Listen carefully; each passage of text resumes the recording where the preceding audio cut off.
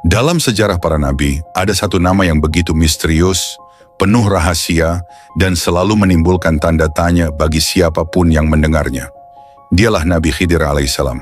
Beliau bukanlah bagian dari 25 nabi yang wajib kita ketahui, namun namanya diabadikan oleh Allah Subhanahu wa Ta'ala dalam Al-Quran, Surah Al-Kahfi ayat 65 hingga 82. Kisahnya bukan hanya tentang seorang hamba Allah yang syaleh, tetapi juga tentang perjalanan ilmu, kesabaran, dan rahasia takdir yang tidak mampu dijangkau oleh akal manusia. Nama aslinya adalah Balya bin Mulkan bin Shalih bin Arfakhshad bin Sam bin Nuh, sebagaimana disebutkan oleh para sejarawan seperti Ibnu Jarir dan Al-Tabari. Beliau diberi gelar Khidir, yang berarti yang hijau, karena pernah duduk di atas tanah kering, lalu tanah itu berguncang, dan seketika tumbuhlah rerumputan hijau segar di bawahnya. Di balik sosoknya yang misterius, Nabi Khidir alaihissalam menyimpan perjalanan hidup penuh ujian, dari istana megah sebagai putra seorang raja, hingga memilih hidup zuhud bersama seorang ahli ibadah, dari tekanan politik, fitnah, hingga menjadi pengelana abadi yang hadir di berbagai zaman. Dan yang paling menggetarkan, kisah perjalanannya bersama Nabi Musa alaihissalam, sebuah kisah yang Allah Subhanahu wa Ta'ala abadikan dalam Al-Quran, membuka mata kita bahwa di balik setiap peristiwa ada rahasia besar dari Allah Subhanahu wa Ta'ala. Sahabat umat muslim, sebelum kita masuk ke pembahasan utamanya, kami mohon agar Anda menonton video ini hingga akhir, supaya tidak terjadi kesalahpahaman. Jangan lupa untuk memberikan like, subscribe, dan tinggalkan komentar jika ada yang perlu diluruskan dari kisah kali ini. Bismillah, mari kita mulai kisahnya.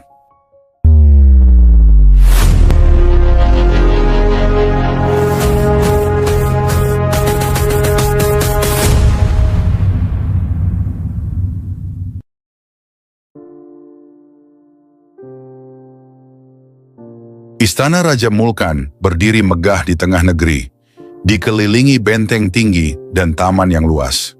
Pilar-pilar marmer putih menjulang dengan ukiran emas yang berkilauan ketika matahari menyentuhnya. Dari dalam istana itu lahir seorang anak yang kelak namanya mengguncang sejarah, Balya bin Mulkan, yang kemudian lebih dikenal sebagai Nabi Khidir alaihissalam. Menurut catatan Ibnu Jarir dan Al-Tabari, garis keturunannya tidak sembarangan. Beliau adalah putra Mulkan bin Shalih bin Arfakhshad bin Sam bin Nuh alaihissalam. Silsilah ini menegaskan bahwa Nabi Khidir alaihissalam masih termasuk dalam keturunan suci, darah para nabi mengalir dalam dirinya. Namun takdirnya akan berbeda, bukan sebagai raja besar, melainkan sebagai nabi yang misterius, membawa rahasia ilahi yang tak mudah dipahami. Sejak kecil, Balya tumbuh di lingkungan serba mewah. Setiap pagi, pelayan istana menyuguhkan makanan terbaik, musik lembut dimainkan oleh pemusik istana, dan guru-guru pilihan mengajarinya berbagai ilmu, politik, strategi perang, dan sastra.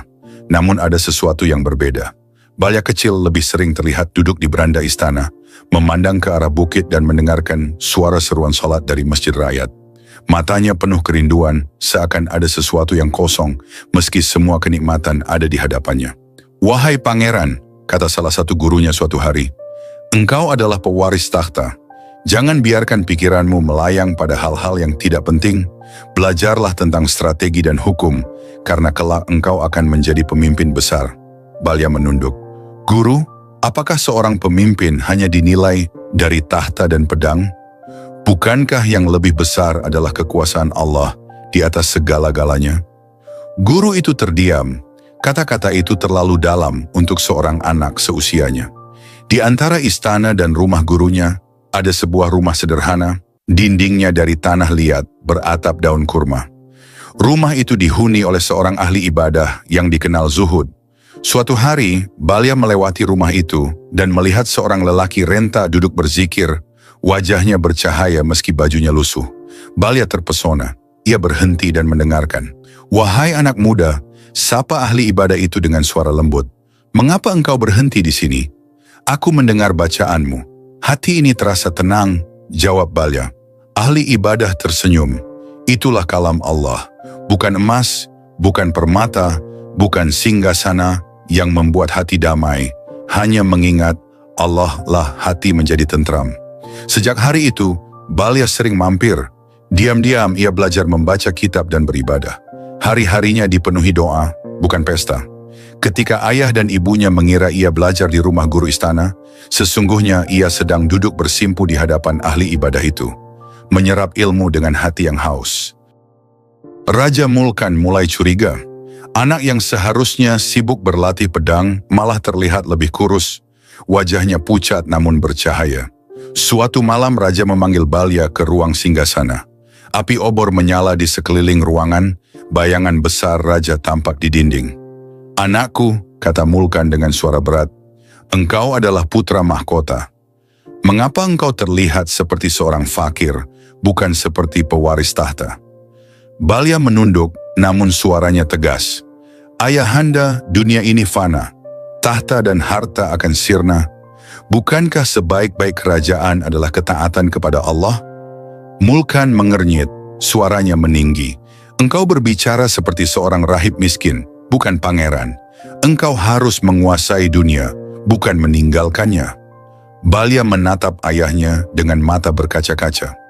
"Ayahanda, aku hanya ingin menguasai diriku sendiri sebelum aku menguasai orang lain. Jika aku gagal tunduk kepada Allah, bagaimana aku bisa memimpin manusia?" Suasana hening, raja terdiam, lalu menghela napas panjang. Hatinya bimbang, bangga dengan kebijaksanaan putranya, tetapi takut kerajaan kehilangan penerus yang berjiwa raja. Hari-hari Balya penuh pergulatan. Di satu sisi, ia mencintai keluarganya dan menghormati ayahandanya. Di sisi lain, jiwanya terpanggil pada jalan Allah. Malam-malamnya sering dihabiskan di taman istana. Ia memandang bintang-bintang, berbisik, "Ya Allah, Engkau yang menciptakan langit dan bumi. Engkau yang memberi takhta kepada ayahku. Tetapi aku tahu, kerajaanmu lebih besar dari kerajaan ini. Apakah engkau menghendaki aku menjadi raja?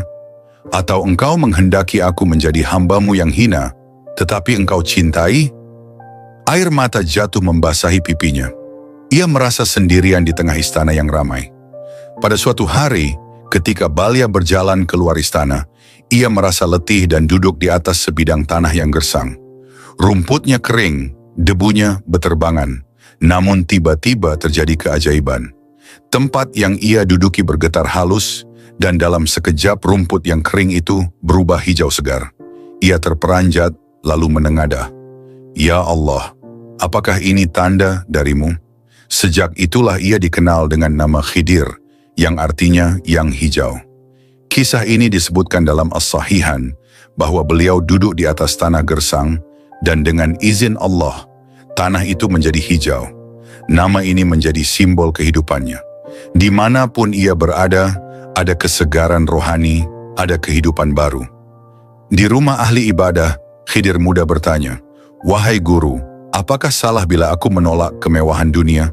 Sang guru menjawab, "Tidak salah bila hatimu tetap bersama Allah.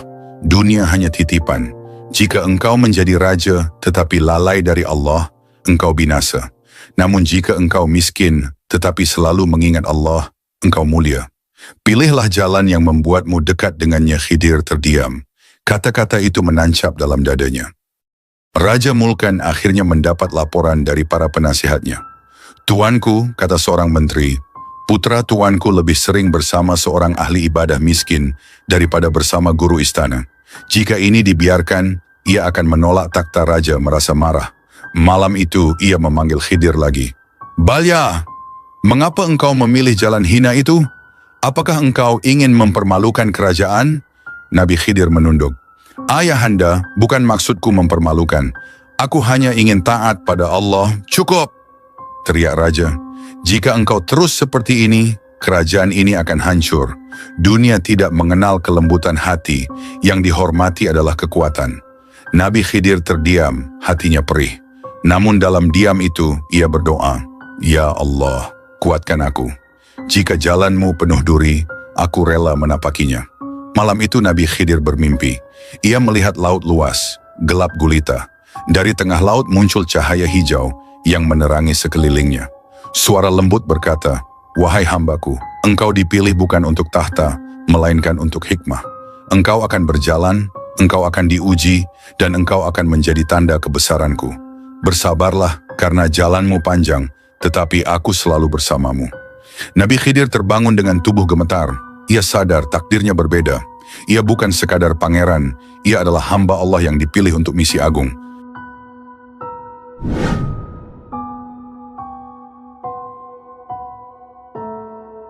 Langit senja memerah di atas istana Raja Mulkan. Di dalam balairung yang dihiasi tirai sutra, sang raja duduk di atas singgasananya dengan wajah penuh wibawa, namun hatinya tengah gundah. Bisikan para pembesar kian, hari kian, menusuk telinganya. Mengapa putra tuanku belum menikah? Siapa pewaris tahta kelak? Raja mengetuk tongkatnya ke lantai. Panggil putraku, Balya. Tak lama kemudian, Nabi Khidir muda masuk. Wajahnya teduh, matanya dalam, mengenakan jubah putih sederhana yang kontras dengan kemewahan istana. Ia menunduk hormat. Anakku, ujar Mulkan dengan suara tegas, engkau telah dewasa, rakyat menunggu penerus. Aku memutuskan engkau harus menikah. Pilihlah salah satu putri bangsawan dan jangan menunda lagi. Nabi Khidir muda menatap ayahnya dengan ragu. Ayahanda, apakah pernikahan hanyalah untuk menjaga tahta? Bukankah tujuan pernikahan adalah mencari keridaan Allah? Raja mengerutkan kening. Jangan ajari aku soal agama. Wahai anakku, aku memerintah dengan hukum yang kupegang. Engkau adalah pewaris kerajaan ini dan rakyat tidak akan tenang bila engkau terus hidup sendiri. Nabi Khidir menunduk. Ia tahu, kali ini ayahnya tidak bisa dibantah. Dengan berat hati, ia menyetujui. Hari pernikahan berlangsung megah. Musik istana mengalun, para bangsawan menari, makanan lezat tersaji di meja panjang. Namun di balik pesta itu, hati Nabi Khidir gelisah. Malam pertama, ia duduk bersama istrinya di kamar berlapis perhiasan. Wajah istrinya lembut, penuh tanya. Nabi Khidir menatapnya lama, lalu berkata dengan suara bergetar, "Wahai istriku, izinkan aku memberitahumu sebuah rahasia. Jika engkau jaga, engkau selamat di dunia dan akhirat. Tapi jika engkau bocorkan, engkau akan mendapat azab di dunia dan akhirat." Istrinya menahan napas. Rahasia apa itu, wahai suamiku? Nabi Khidir menunduk, lalu berucap pelan. Sesungguhnya aku seorang muslim. Aku menyembah Allah yang esa, bukan seperti ayahku dan para bangsawan istana. Aku tidak memerlukan perempuan dalam hidupku, kecuali engkau bersedia hidup bersamaku dalam ketaatan kepada Allah Subhanahu wa Ta'ala. Jika engkau setuju, tetaplah di sisiku. Jika tidak, aku persilakan engkau kembali kepada keluargamu. Air mata istrinya jatuh. Ia menggenggam tangan Nabi Khidir. Wahai suamiku, aku akan selalu bersamamu. Aku akan setia dan aku berjanji merahasiakan ini selamanya. Nabi Khidir menutup mata, syukur membuncah. Ia tahu, di tengah istana yang penuh fitnah, Allah masih memberinya teman setia. Waktu berlalu, tahun-tahun pernikahan mereka berjalan dengan tenang. Namun satu hal yang selalu jadi bahan bisikan, pasangan itu tak kunjung dikaruniai anak. Para bangsawan mulai berbisik di lorong istana. Putra raja itu mandul. Bagaimana mungkin kerajaan dipimpin lelaki tanpa keturunan? Apakah ini hukuman para dewa? Bisikan itu sampai ke telinga Raja Mulkan. Suatu malam, ia memanggil Nabi Khidir. Anakku, suaranya dingin. Sudah lama engkau menikah. Mengapa belum ada keturunan? Apakah engkau mandul seperti kata mereka? Nabi Khidir menunduk, lalu menjawab dengan tegas. Wahai ayahanda, anak bukanlah kuasa manusia. Anak adalah pemberian Allah. Dialah yang memberi keturunan kepada siapa yang dia kehendaki, dan dialah yang menjadikan sebagian orang tidak beranak. Itu bukan kekurangan, tapi kehendaknya. Raja menggeram. Engkau selalu membawa nama Tuhan, tapi rakyat tidak mengerti. Mereka hanya melihat pewaris kerajaan ini tak bisa memberi penerus. Nabi Khidir menatap lurus ke ayahnya. Ayahanda, aku tidak akan menyalahkan Allah atas ketetapannya. Jika dia menghendaki aku tak beranak, aku ridha. Kata-kata itu membuat Mulkan semakin marah. Ia merasa harga dirinya jatuh di depan rakyat. Hari berikutnya, Raja memanggil menantunya, istri Nabi Khidir. Putriku, kata Raja, mengapa engkau belum melahirkan seorang anak pun? Sang istri menunduk. Ayahanda, itu bukan kuasa kami. Allah lah yang menentukan. Jawaban itu sama seperti Nabi Khidir. Raja merasa muak. Akhirnya ia memanggil Nabi Khidir. Dengan suara lantang ia berkata, "Ceraikan istrimu, ia tidak mampu memberi keturunan. Aku akan mencarikan wanita lain untukmu." Nabi Khidir terdiam. Hatinya perih sebab ia mencintai istrinya. Namun ia juga tahu ayahnya berkuasa. Dengan berat hati ia mematuhi. Hari itu Nabi Khidir menceraikan istrinya. Perempuan itu menangis terseduh, tapi tetap berkata, "Aku tidak akan mengkhianatimu, wahai suamiku. Aku akan tetap menyimpan rahasia yang kau titipkan." Nabi Khidir memeluknya untuk terakhir kali, lalu melepasnya dengan doa. Tak lama Raja Mulkan menikahkan Nabi Khidir dengan seorang janda muda yang sudah memiliki anak. Harapannya, dengan wanita itu, Nabi Khidir akan mendapat keturunan. Namun bertahun-tahun berlalu, tetap saja tak ada anak. Lebih dari itu, sang janda suatu hari datang menghadap raja. Dengan wajah penuh pura-pura sedih, ia berkata, "Wahai ayahanda, sesungguhnya selama aku menikah dengan Balya, dia tidak pernah menyentuhku. Tidak pernah sekalipun." Raja terperanjat. "Apa yang kau katakan?" Ia mengulanginya dengan tangisan palsu. "Demi Tuhan, dia tidak pernah mendekatiku." Murka raja pun meledak. Ia memanggil Nabi Khidir ke balairung. "Benarkah ini, wahai anakku? Apakah engkau tidak menyentuh istrimu?" Nabi Khidir menunduk sebentar, lalu menjawab dengan suara tenang, "Wahai ayahanda, aku hanya taat kepada Allah. Aku tidak ingin hidup ini dikotori oleh hawa nafsu. Aku menikah karena perintahmu, tapi aku tidak bisa memaksa hatiku." Raja berdiri, wajahnya merah padam. "Kau mempermalukanku, kau menolak kehendakku, kau menolak darah keturunan kerajaan ini." Nabi Khidir menjawab dengan lirih, "Aku hanya mengikuti perintah Tuhanku." Kemarahan Mulkan tak terbendung lagi. Ia merasa dikhianati oleh darah dagingnya sendiri. "Pengawal!" teriaknya. "Tangkap semua orang yang menutup-nutupi kebohongan ini." 9 pengawal yang pernah melindungi Nabi Khidir dipanggil. Mereka dituduh bersekongkol. Raja memerintahkan mereka dihukum pancung. Sementara itu, istri kedua Nabi Khidir dijatuhi hukuman mati. Ia dianggap penyebab kekacauan di dalam istana. Jeritan perempuan itu menggema di lorong-lorong, membuat rakyat terkejut, namun tak seorang pun berani menentang. Nabi Khidir berdiri di ujung ruangan, menahan air mata. Hatinya hancur melihat ketidakadilan yang terjadi, tetapi ia tahu ini adalah ujian besar dari Allah. Di dalam batinnya ia berdoa, "Ya Allah, kuatkan aku menghadapi fitnah ini. Jangan biarkan aku tergelincir oleh kemarahan ayahku. Jadikan aku tetap dalam ketaatan-Mu, meski seluruh dunia menentangku." Maka demikianlah Nabi Khidir kehilangan kedua istrinya. Yang pertama pergi dengan air mata kesetiaan, yang kedua binasa dalam intrik istana. Ia juga kehilangan pengawal-pengawal yang setia, dihukum oleh ayahnya sendiri. Istana yang dulu menjadi rumahnya, kini terasa asing. Ia merasa terasing di tengah gemerlap permata. Namun dari sanalah, perjalanan Nabi Khidir menuju jalan kenabian semakin jelas. Ia bukan pewaris tahta dunia, melainkan pewaris hikmah ilahi.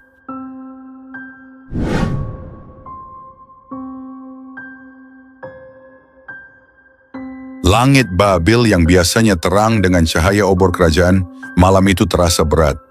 Angin gurun bertiup kencang, membawa suara-suara lirih rakyat yang gelisah. Di dalam istana Raja Mulkan, ketegangan semakin memuncak. Persoalan Nabi Khidir, putra raja yang menolak mengikuti jalan istana, telah berubah menjadi fitnah besar yang mencemari nama kerajaan.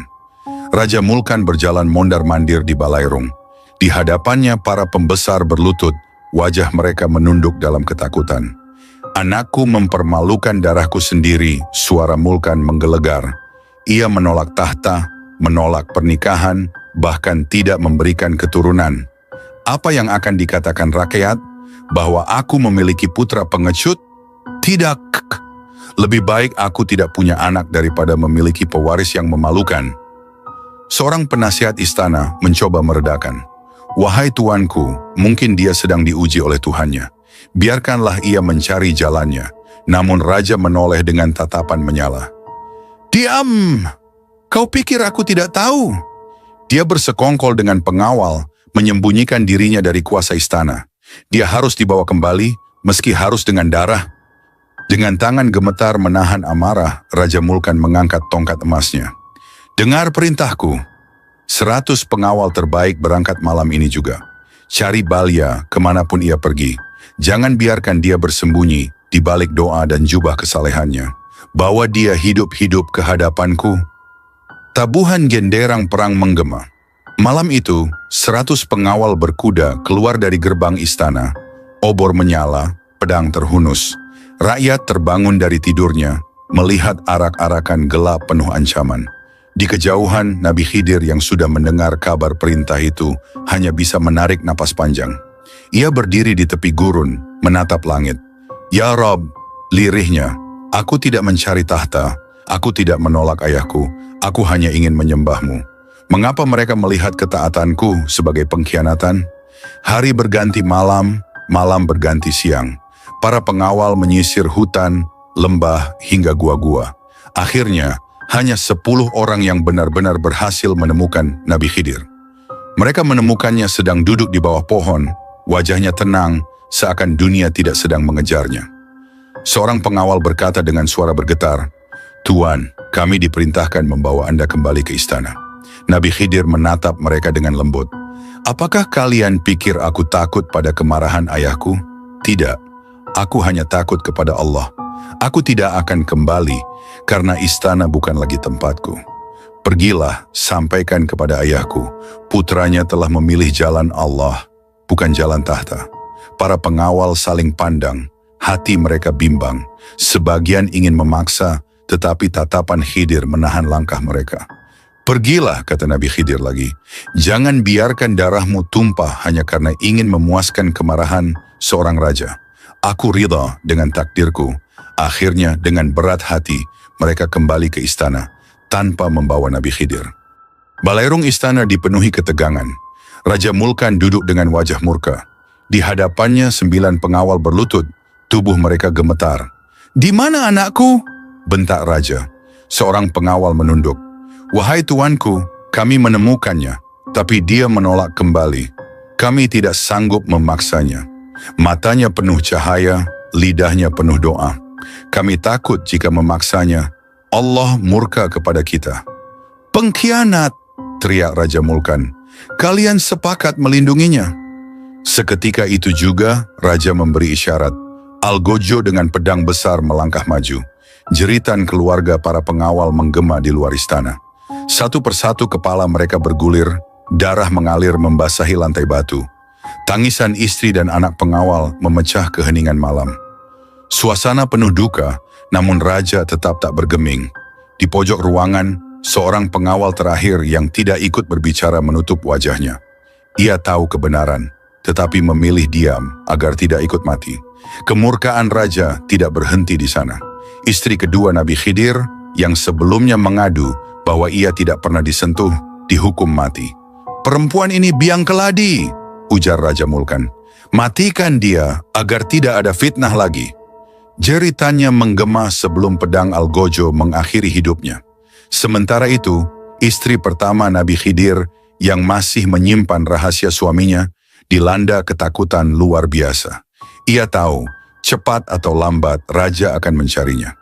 Dengan hati yang hancur, ia meninggalkan istana pada malam gelap, membawa hanya pakaian di tubuhnya. Di tengah perjalanan, ia bertemu seorang lelaki bernama Hiskil, seorang tukang kayu yang sederhana namun beriman. Keduanya kemudian menikah dan berhijrah ke Mesir. Di sana, takdir Allah menempatkan istri pertama Nabi Khidir menjadi pengasuh putri Firaun. Sejarah mencatat namanya sebagai Masyitah, perempuan mulia yang kelak menjadi salah satu syuhada besar karena mempertahankan imannya di hadapan kekejaman Firaun. Sementara itu, Nabi Khidir jauh dari hiruk-pikuk istana. Ia berjalan menapaki gurun luas, tanpa arah pasti. Kakinya penuh debu, jubahnya lusuh, namun hatinya penuh doa. Di dalam keheningan malam, ia sering berlutut, menangis berbicara kepada Tuhannya. "Ya Rob," bisiknya, "aku kehilangan ayahku, kehilangan istanaku, kehilangan istriku, bahkan sahabat-sahabatku dibunuh di depan mata. Tapi aku tahu, ini jalanmu. Lebih baik aku hina di mata manusia, asalkan mulia di sisimu. Lebih baik aku terasing dari kerajaan, asalkan engkau dekat denganku." Bintang-bintang berkelip di atas langit, seakan ikut menjadi saksi dari doa itu. Hari-hari berikutnya, Nabi Khidir hidup sebagai pengelana. Ia singgah di desa-desa kecil, membantu rakyat jelata. Terkadang ia ikut bekerja di sawah, kadang menimba air, kadang menolong orang sakit. Namun siapapun yang ia temui, selalu merasakan kedamaian darinya. Seorang lelaki tua pernah berkata kepada anaknya, "Anak muda itu berbeda, tatapannya seperti mata air, kata-katanya seperti angin sepoi. Aku yakin, dia bukan manusia biasa." Nabi Khidir tidak pernah mengaku sebagai putra raja. Ia hidup dalam kesederhanaan, jauh dari kemewahan istana, tapi dekat dengan Allah. Tragedi istana meninggalkan luka yang dalam. Darah pengawal, tangisan istri, amarah ayah, semuanya menjadi kenangan pahit. Namun dari pengasingan itu, lahirlah pribadi agung yang kelak akan dikenal bukan sebagai putra raja, melainkan sebagai Nabi Khidir, hamba Allah yang diberi rahmat dan ilmu langsung dari sisinya. Jalan penderitaan telah ditempuh, dan Nabi Khidir alaihissalam kini siap menjalani takdir berikutnya. Perjalanan panjang yang akan mempertemukannya dengan Nabi Musa alaihissalam, serta misteri yang akan dikenang sepanjang zaman.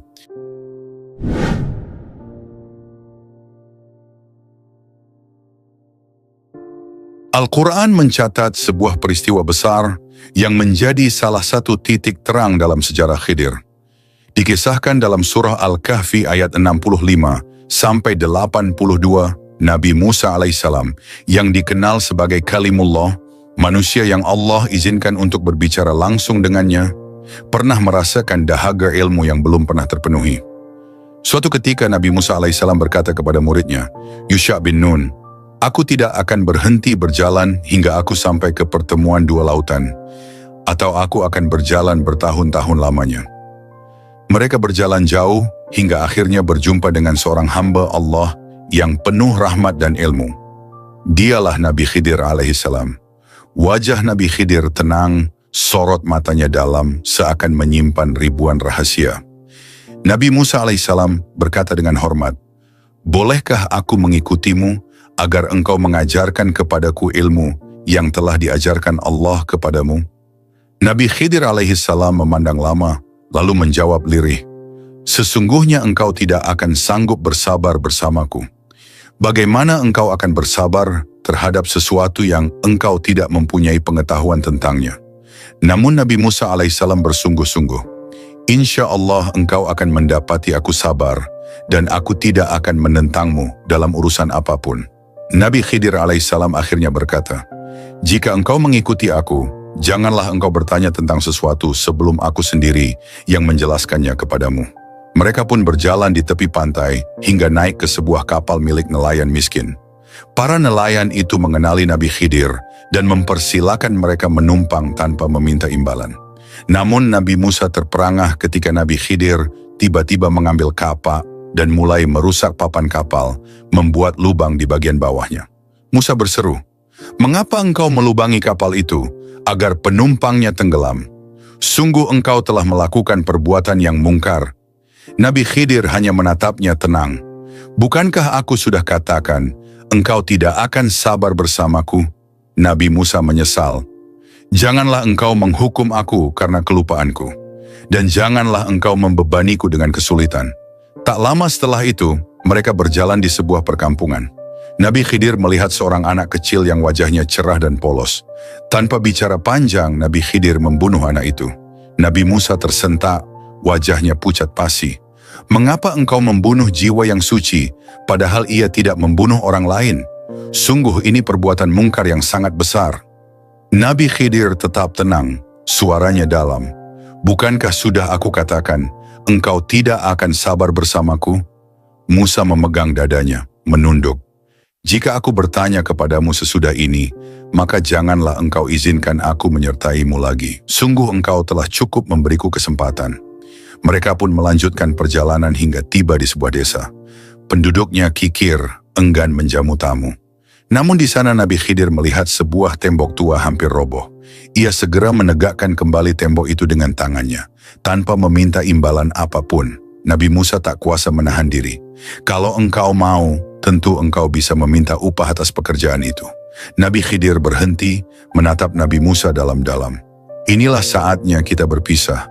Aku akan memberitahumu tentang rahasia apa yang engkau tidak sanggup sabar terhadapnya. Dengan suara tenang, Nabi Khidir menjelaskan, adapun kapal itu, ia milik orang miskin yang bekerja di laut. Aku ingin merusaknya karena di hadapan mereka ada seorang raja zalim yang merampas setiap kapal yang baik. Dengan kerusakan kecil ini, kapal mereka selamat. Adapun anak itu orang tuanya beriman, sedangkan anak ini kelak akan menjerumuskan keduanya ke dalam kesesatan dan kekafiran. Maka Allah hendak menggantikan bagi keduanya anak yang lebih suci dan lebih penyayang. Adapun tembok itu, ia milik dua anak yatim di kota itu. Di bawahnya tersimpan harta peninggalan ayahnya yang saleh. Allah menghendaki agar keduanya dewasa dan mengeluarkan simpanan itu sebagai rahmat dari Tuhanmu. Aku tidak melakukan semua itu menurut kehendakku sendiri. Itulah rahasia yang engkau tidak mampu bersabar terhadapnya. Nabi Musa terdiam, air matanya mengalir. Ia menyadari bahwa ilmu Allah jauh melampaui nalar manusia. Menurut Ibnu Katsir dalam Qishasul Anbiya dan Al-Thabari, dalam Tarikh Al-Rusul wal-Muluk, Nabi Khidir tidak berhenti di sana. Setelah berpisah dari Nabi Musa, ia menjadi penasihat rohani sekaligus Perdana Menteri bagi Raja Iskandar Zulkarnain, raja besar yang menaklukkan wilayah luas dari timur hingga barat. Nabi Khidir mendampingi Raja Zulkarnain dalam ekspedisi besar, membimbingnya agar tidak terjebak dalam kesombongan. Dalam satu riwayat, ketika bala tentara Raja Zulkarnain hendak menjarah harta rakyat, Nabi Khidir berdiri tegak di hadapan raja. Wahai Raja Zulkarnain, katanya, kerajaanmu hanyalah titipan, kekuatanmu hanyalah ujian. Jangan sampai engkau zalim kepada manusia, karena zalim adalah jalan yang mempercepat kehancuran. Raja Zulkarnain pun menunduk, menerima nasihat itu. Keberadaan Nabi Khidir menjadikan pemerintahannya penuh keadilan, bukan semata-mata penaklukan.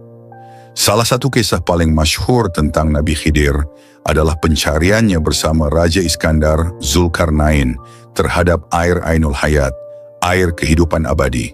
Dikisahkan, pasukan berjalan jauh ke lembah-lembah tersembunyi, hanya Nabi Khidir yang pada akhirnya sampai ke mata air itu. Saat ia mencelupkan dirinya, tubuhnya merasakan kesegaran yang tak terlukiskan. Sejak saat itu, menurut riwayat, Allah memberinya usia panjang hingga mampu hadir di berbagai zaman, menjadi pengelana abadi. Sejak meminum Ainul Hayat, Nabi Khidir tidak lagi tinggal di satu tempat. Ia muncul di berbagai masa, mengajarkan hikmah kepada orang-orang pilihan. Kadang ia muncul sebagai lelaki tua bijaksana yang menolong musafir. Kadang ia datang dalam mimpi para wali, memberikan ilham. Para ulama seperti Ibnu Katsir menegaskan, Nabi Khidir adalah tanda kekuasaan Allah Subhanahu wa Ta'ala, bahwa ilmunya tidak terbatas pada ruang dan waktu. Kata Al-Thabari, Nabi Khidir adalah rahasia Allah di bumi, hadir di mana Dia menghendaki, mengajarkan kesabaran kepada siapa yang Dia pilih. Pada satu riwayat, Nabi Khidir pernah berkata kepada murid-murid yang ditemuinya, ketahuilah jalan Allah bukan untuk yang terburu-buru. Sabar adalah kunci dari setiap rahasia. Engkau mungkin melihat sesuatu tampak buruk, tetapi di baliknya ada rahmat yang belum engkau ketahui. Maka jangan engkau mendahului Allah dengan prasangka, karena Dia adalah sebaik-baik perencana.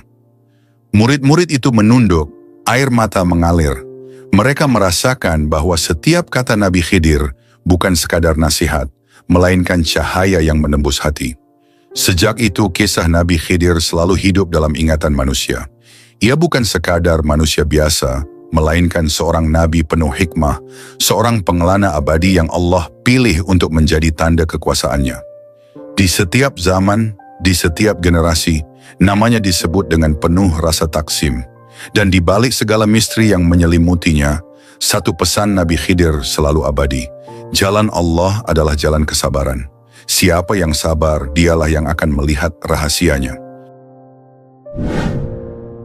Demikianlah kisah penuh misteri dari Nabi Khidir alaihissalam, seorang nabi yang Allah pilih bukan hanya untuk menuntun manusia pada kebenaran, tetapi juga untuk membuka mata kita bahwa tidak semua takdir dapat kita pahami dengan akal semata. Kisah ini meninggalkan pelajaran besar bagi kita semua. Janganlah tergesa-gesa menilai takdir, jangan mudah meragukan keputusan Allah. Sebab apa yang tampak buruk di mata manusia bisa jadi adalah kebaikan besar yang disembunyikan oleh Allah Subhanahu wa Ta'ala. Wassalamualaikum warahmatullahi wabarakatuh.